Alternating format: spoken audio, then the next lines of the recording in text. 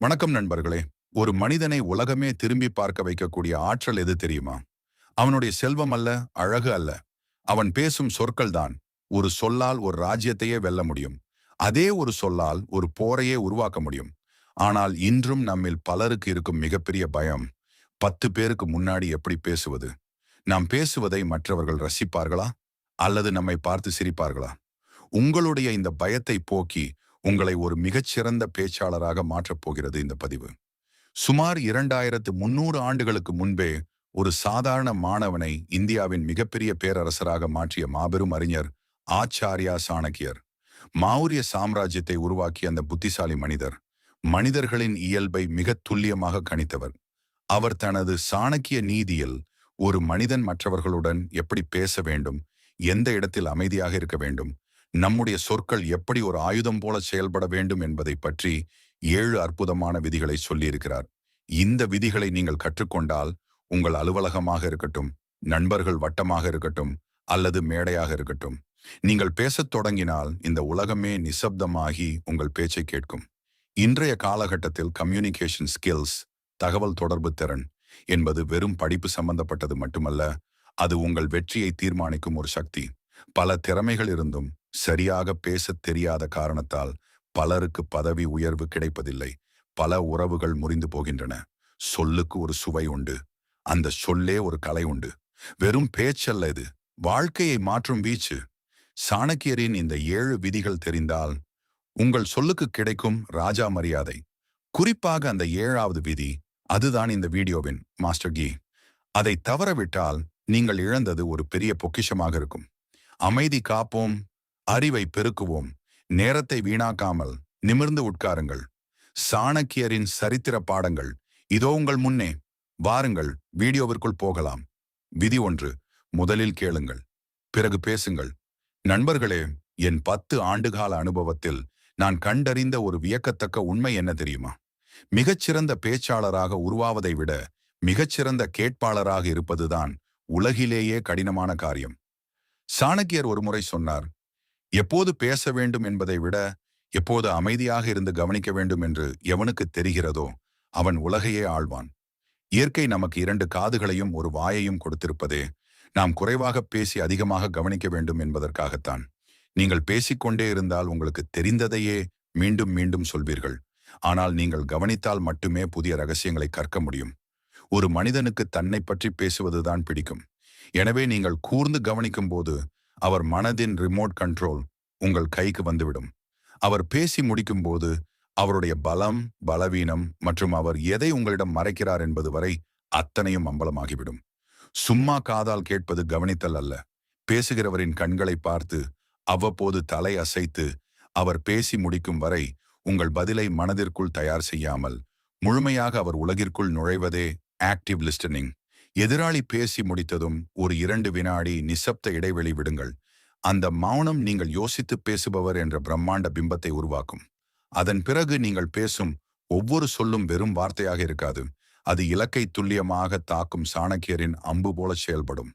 நினைவில் கொள்ளுங்கள், பேசுவது வெள்ளி என்றால் கேட்பது தங்கம். நீங்கள் எவ்வளவு அதிகமாக கேட்கிறீர்களோ அவ்வளவு உயரமாக இந்த சமூகம் உங்களை பார்க்கும். இப்போது சொல்லுங்கள், அடுத்த விதியை தொடங்க நான் ரெடி. நீங்களும் தயாரா? நீங்களும் தயாராகுனா கமெண்ட் பாக்ஸ்ல சூப்பர் ஸ்பீச்னு கமெண்ட் பண்ணுங்கள். விதி 2: வார்த்தைகளில் இனிமை இருக்கட்டும் நண்பர்களே. சாணக்கியர் சொல்கிறார், ஒருவனுடைய நாவில்தான் லட்சுமியும் குடியிருக்கிறாள், அதே நாவில்தான் அவனுடைய யமனும் குடியிருக்கிறான். நான் பார்த்த பல புத்திசாலிகள் தோற்று போனதற்கு ஒரே காரணம், அவர்களுக்கு என்ன பேச வேண்டும் என்று தெரிந்திருந்தது, ஆனால் அதை எப்படி பேச வேண்டும் என்று தெரியவில்லை. ஒரு கசப்பான மருந்தை கூட இனிப்பு தடவி கொடுத்தால் குழந்தை விரும்பி உண்ணும். அதுபோலவே கடினமான உண்மைகளை கூட இனிமையான சொற்களால் சொல்ல பழகுங்கள். சாணக்கியர் கேட்கிறார், காகம் யாரிடமாவது சொத்தை பறிக்கிறதா? அல்லது குயில் யாருக்காவது பொன்னை கொடுக்கிறதா? இல்லையே. ஆனால் குயிலின் குரல் இனிமையாக இருப்பதால் அதை உலகமே கொண்டாடுகிறது. காகத்தின் குரல் கரகரப்பாக இருப்பதால் அதை யாரும் வீட்டு வாசலில் கூட சேர்ப்பதில்லை. இனிமையாக பேசுவது என்பது வெறும் முகஸ்துதி கிடையாது. அது எதிராளியின் இதயத்திற்கு நீங்கள் போடும் ஒரு வெல்வெட் கார்பெட். பேசத் தொடங்கும் முன் ஒரு சின்ன புன்னகையை சூடிக்கொள்ளுங்கள். நீ என்று விரல் நீட்டாமல் நாம் என்று கரம் கோருங்கள். ஒருவர் செய்த தவறை சுட்டிக்காட்டும் போது கூட அதை ஒரு ஆலோசனையாக சொல்லுங்கள். கூர்மையான கத்தி ஏற்படுத்தும் காயத்தை விட கூர்மையான சொற்கள் ஏற்படுத்தும் வடு ஆழமானது. அதனால் உங்கள் வார்த்தைகளில் தேன் இருக்கட்டும், உங்கள் குரலில் நிதானம் இருக்கட்டும். நீங்கள் பேசும் ஒவ்வொரு சொல்லும் ஒரு பூவைப் போல மென்மையாக இருக்க வேண்டும். ஆனால் அதன் கருத்து ஒரு வைரத்தைப் போல உறுதியாக இருக்க வேண்டும். இப்படி பேசத் தெரிந்தவனுக்கு இந்த உலகில் எதிரிகளே இருக்க முடியாது. சரி, உங்கள் பேச்சை இனிமையாக்க நீங்கள் தயார் என்றால், அடுத்து ஒரு பேச்சாளனுக்கு இருக்க வேண்டிய மிக முக்கியமான தகுதி பற்றி சொல்லும். விதி 3. சூழ்நிலையை புரிந்து பேசுங்கள் நண்பர்களே. நான் கண்டறிந்த ஒரு கசப்பான உண்மை என்ன தெரியுமா? மிகச்சிறந்த கருத்தை கூட தவறான நேரத்தில் சொன்னால் அது குப்பையாகத்தான் கருதப்படும். சாணக்கியர் மிக தெளிவாக சொல்கிறார், காலத்தையும் இடத்தையும் அறியாமல் பேசும் ஒருவன் எவ்வளவு அறிவுடையவனாக இருந்தாலும் சபையில் அவமானப்படுவான். நீங்கள் பேசும் விஷயம் எவ்வளவு உண்மையாக வேண்டுமானாலும் இருக்கலாம். ஆனால் அந்த இடத்தின் சூழல் என்ன, கேட்பவரின் மனநிலை என்ன என்பதை அறியாமல் பேசுவது தற்கொலைக்குச் சமம். ஒரு துக்க வீட்டில் போய் நகைச்சுவை பேசுவதோ அல்லது ஒரு வெற்றி கொண்டாட்டத்தில் போய் பழைய தோல்விகளை பற்றி பேசுவதோ உங்கள் ஆளுமையை காலி செய்துவிடும். ஒரு புத்திசாலி பேச்சாளன் பேசத் தொடங்கும் முன் அந்த அறையில் இருக்கும் வைப் என்ன என்பதை ஒரு நொடியில் கணித்து விடுவான். இங்கே அமைதி தேவையா அல்லது ஆவேசம் தேவையா? இங்கே தர்க்கம் லாகிக் பேச வேண்டுமா அல்லது உணர்ச்சி எமோஷன் பேச வேண்டுமா என்பதை உணர்ந்து தன் சொற்களை மாற்றிக்கொள்வான். சாணக்கியரின் தந்திரப்படி காலம் உங்களுக்கு சாதகமாக இல்லாத போது அமைதியாக இருப்பதும், சரியான தருணம் வரும்போது மட்டும் சிங்கத்தைப் போல கர்ஜிப்பதுமே ஒரு தலைவனுக்கு அழகு.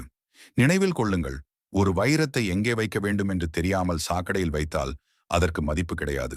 அதுபோலவே உங்கள் வார்த்தைகளையும் சரியான சூழ்நிலையில் மட்டுமே பயன்படுத்துங்கள்.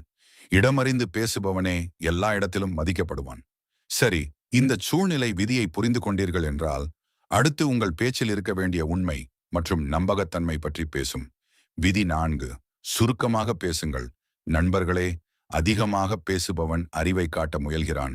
ஆனால் சுருக்கமாக பேசுபவன் அதிகாரத்தை காட்டுகிறான். சாணக்கியர் ஒரு தத்துவத்தை சொல்கிறார். தேவையற்ற சொற்களை பேசுவது ஒரு வில்லில் இருந்து வீணாக எய்யப்படும் அம்புகளைப் போன்றது. அது இலக்கையும் தாக்காது, அம்பையும் வீணாக்கிவிடும். நீங்கள் ஒரு கருத்தை சொல்ல 10 நிமிடங்கள் எடுத்துக்கொண்டால் மக்கள் உங்கள் பேச்சை ரசிப்பதில்லை. எப்போது முடிப்பீர்கள் என்றுதான் காத்திருப்பார்கள். ஆனால் அதே கருத்தை 1 நிமிடத்தில் ஆணி அடித்தார் போல சொன்னால் உங்கள் சொற்கள் வரலாற்றில் தங்கும். ஒரு சிறந்த பேச்சாளனின் அடையாளம் கடலை போன்ற பெரிய விஷயத்தை கூட ஒரு கடுகிற்குள் அடக்கித் தருவதுதான். நீங்கள் எவ்வளவு குறைவாக பேசுகிறீர்களோ அவ்வளவு அதிகமாக உங்கள் வார்த்தைகள் மதிக்கப்படும். ஏனென்றால் அருமையான பொருட்கள் எப்போதும் குறைவாகத்தான் கிடைக்கும். சாணக்கியரின் தந்திரப்படி உங்கள் பேச்சில் தேன் இருக்க வேண்டும். ஆனால் அது தெவிட்டக் கூடாது. நீங்கள் பேசும் ஒவ்வொரு வார்த்தையும் ஒரு முதலீட்டை போன்றது. அதை சிக்கனமாக பயன்படுத்துங்கள். 1 மணி நேரம் பேசி புரிய வைக்க முடியாததை ஒரு மௌனமோ அல்லது ஒரு சிறிய வரியோ புரிய வைத்துவிடும். நினைவில் கொள்ளுங்கள், அதிகம் பேசுபவன் ஏமாளி ஆவான், அளந்து பேசுபவனே அறிவாளி ஆவான். சுருக்கமாக பேசி உங்கள் ஆளுமையை ஒரு மிஸ்டரியாக வைத்திருங்கள். அப்போதுதான் நீங்கள் எப்போது பேசுவீர்கள் என்று இந்த உலகம் ஏங்கும். சரி, சுருக்கமாக பழகிவிட்டோம். அடுத்து உங்கள் பேச்சில் இருக்க வேண்டிய உறுதி பற்றி சொல்லும். விதி 5. எல்லாவற்றையும் பகிர வேண்டாம் நண்பர்களே. என் அனுபவத்தில் நான் பார்த்த மிகப்பெரிய பலவீனம் எது தெரியுமா? அது திறந்த புத்தகம் போல எல்லா உண்மைகளையும் எல்லோரிடமும் கொட்டிவிடுவதுதான். சாணக்கியர் ஒரு மிக கடுமையான எச்சரிக்கையை தருகிறார். உங்கள் இதயத்தின் ரகசியங்களை உங்கள் நிழலுக்கு கூட தெரியப்படுத்தாதீர்கள். ஏனென்றால் ஒரு நாள் உங்கள் நிழல் கூட உங்களை விட்டு பிரியும். பேசும் கலையில் மிக முக்கியமான ஒன்று எதை பேசக்கூடாது என்று தெரிந்து கொள்வதுதான். ஒரு மனிதன் எப்போது தன் பலம், பலவீனம் மற்றும் எதிர்கால திட்டங்களை மற்றவர்களிடம் பகிர்கிறானோ அப்போதே அவன் தன் வெற்றியை மற்றவர்களிடம் அடகு வைத்து விடுகிறான். சாணக்கியரின் தந்திரப்படி உங்கள் இலக்குகள் நிறைவேறும் வரை அவை ரகசியமாகவே இருக்க வேண்டும். செயலில் காட்டுங்கள், சொற்களில் அல்ல. ஒரு சிறந்த பேச்சாளன் தன் பேச்சால் மற்றவர்களை வசீகரிப்பானே தவிர தன் ரகசியங்களை அவர்களுக்கு ஒருபோதும் விருந்தாக்க மாட்டான். நீங்கள் எல்லாவற்றையும் பேசிவிட்டால் உங்களிடம் மற்றவர்களுக்கு இருக்கும் ஆர்வம் குறைந்துவிடும். மாறாக எதை மறைக்க வேண்டும் என்று தெரிந்தால் உங்களை சுற்றி எப்பொழுதும் ஒரு மரியாதை கலந்த பயம் இருக்கும். நினைவில் கொள்ளுங்கள், அதிகப்படியான வெளிப்படைத்தன்மை என்பது உங்களை ஒரு கண்ணாடி மாளிகைக்குள் வைப்பது போன்றது. எப்போது வேண்டுமானாலும் ஒரு சிறிய கல் உங்கள் வாழ்வையே சிதறடித்துவிடும். உங்கள் வார்த்தைகள் மற்றவர்களுக்கு வழிகாட்டட்டும். ஆனால் உங்கள் வாழ்க்கையின் ரகசியங்கள் உங்களுக்குள்ளேயே புதைந்து கிடக்கட்டும். ஒரு மர்மமான மனிதனை தான் இந்த உலகம் உற்று நோக்கும். சரி, ரகசியம் காக்கத் தெரிந்து கொண்டோம். அடுத்து உங்கள் பேச்சில் இருக்க வேண்டிய நம்பகத்தன்மை பற்றி பேசும். விதி 6. உடல் மொழியும் பேசும். நண்பர்களே, நான் கண்டறிந்த ஒரு மிகப்பெரிய ரகசியம் என்ன தெரியுமா? நீங்கள் பேசுவது வெறும் 10% தான், ஆனால் உங்கள் உடல் மொழி, பாடி லாங்குவேஜ் 90% பேசுகிறது. சாணக்கியர் சொல்கிறார், ஒரு மனிதனின் மனதிலுள்ள எண்ணங்களை அவனது முகபாவனைகளும் கண்களும் அவன் நிற்கும் தோரணையும் காட்டிக் கொடுத்துவிடும். நீங்கள் எவ்வளவு வீரமாக பேசினாலும் உங்கள் கண்கள் தரையை பார்த்தால் நீங்கள் பயப்படுகிறீர்கள் என்று அர்த்தம். நீங்கள் எவ்வளவு உண்மையாக பேசினாலும் கைகளை கட்டிக்கொண்டு பேசினால் நீங்கள் எதையோ மறைக்கிறீர்கள் என்று அர்த்தம். ஒரு சிறந்த பேச்சாளன் தன் நாவால் பேசுவதற்கு முன்பே தன் நேர்கோணத்திலான பார்வையால் ஐ கான்டாக்ட் எதிராளியை வென்று விடுவான். சாணக்கியரின் தந்திரப்படி ஒரு தலைவன் எப்போதும் நிமிர்ந்து நிற்க வேண்டும். அவனது அசைவுகள் ஒரு சிங்கத்தின் நிதானத்தைப் போல் இருக்க வேண்டும். உங்கள் கைகள் பேசும் விஷயத்திற்கு உயிர் கொடுக்கட்டும். உங்கள் முகம் அந்த உணர்ச்சிகளை பிரதிபலிக்கட்டும். நீங்கள் ஒரு பொய்யை சொன்னால் கூட உங்கள் உடல் மொழி உறுதியாக இருந்தால் அது உண்மையாக தோன்றும். ஆனால் நீங்கள் உண்மையை சொல்லும் போதே பதற்றமாக இருந்தால் அது பொய்யாக கருதப்படும். நினைவில் கொள்ளுங்கள், உங்கள் சொற்கள் காதுகளை அடையும், ஆனால் உங்கள் உடல் மொழி நேரடியாக எதிராளியின் மனதை அடையும்.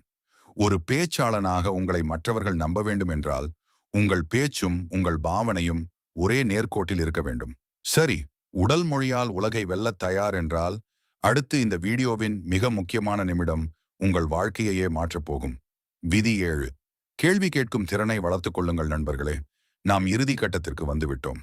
ஒரு மனிதனின் அறிவை அவனது பதில்களை வைத்து எடை போடாதீர்கள். அவன் கேட்கும் கேள்விகளை வைத்து எடை போடுங்கள். சாணக்கியர் சொல்கிறார், கேள்வி கேட்க தயங்குபவன் வாழ்நாள் முழுவதும் முட்டாளாகவே இருப்பான். ஆனால் கேள்வி கேட்பவன் ஒரு நிமிடம் மட்டுமே முட்டாளாகத் தெரிவான். பேசும் கலை என்பது வெறும் தகவல்களை கொட்டுவது மட்டுமல்ல, சரியான கேள்விகளை கேட்டு எதிராளியை யோசிக்க வைப்பதுதான். ஒரு விவாதத்தில் நீங்கள் பதில்களை சொல்லிக்கொண்டே இருந்தால் நீங்கள் ஒரு மாணவன். ஆனால் நீங்கள் கேள்விகளை கேட்கத் தொடங்கினால் நீங்கள்தான் அந்த இடத்தின் தலைவன். சாணக்கியரின் தந்திரப்படி ஒரு சிக்கலான சூழ்நிலையில் ஏன், why மற்றும் எப்படி, how என்ற 2 ஆயுதங்களை பயன்படுத்துங்கள். அது எதிராளியின் முகமூடியை கழற்றி உண்மையை வெளியே கொண்டு வரும். தவறான கேள்விகள் பகையை உருவாக்கும், ஆனால் சரியான கேள்விகள் ரகசியங்களை திறக்கும். நீங்கள் ஒருவரிடம் கேள்வி கேட்கும் போது நீங்கள் அவர்களை மதிக்கிறீர்கள் என்றும் அவர்கள் சொல்வதை கூர்ந்து கவனிக்கிறீர்கள் என்றும் அர்த்தம். 10 வருடங்களாக நான் பார்த்த சிறந்த தலைவர்கள் அனைவரும் மிகச்சிறந்த குவெஸ்டினர்ஸ். அவர்கள் மற்றவர்களை பேச வைப்பதன் மூலம் தகவல்களை சேகரிப்பார்கள். அதே சமயம் தங்களை ஒரு புத்திசாலியாகவும் நிலைநிறுத்திக் கொள்வார்கள். நினைவில் கொள்ளுங்கள், அறிவு என்பது பதில்களில் இல்லை, அது தேடலில் இருக்கிறது. அந்த தேடலை தொடங்குவது உங்கள் கேள்விகள்தான். கேள்வி கேட்கும் கலையை கற்றுக்கொண்டால் எந்த ஒரு மேடையிலும் எந்த ஒரு மனிதனிடமும் நீங்கள் ஒருபோதும் தோற்றுப்போக மாட்டீர்கள். நன்றி, வணக்கம்.